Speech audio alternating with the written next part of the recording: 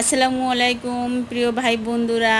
আজকে ছাদ থেকে কচুর শাক কেটে নিয়ে আসলাম।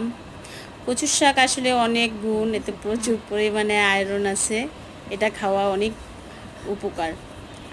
ছাদ থেকে কাঁচামরিচ তুললাম। এখন এই কাঁচামরিচ, পেঁয়াজ, রসুন দিয়ে কচুর শাককে সুন্দর করে রান্না করতে হবে। তারপর রাতে এটা দিয়ে ভাত খাবো মজা করে।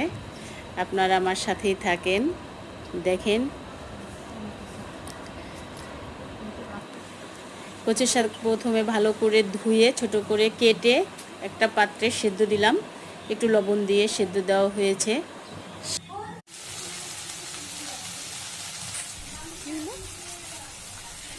সেদ্ধ হয়ে গেছে। এখন এটাকে আমি সরিষার তেল, রসুন, পেঁয়াজ এবং মরিচ দিয়ে বাগার দিব। তারপর এটা দিয়ে গরম ভাতের সাথে লেবু নিয়ে খাবো। Thank you, bye bye, see you next time.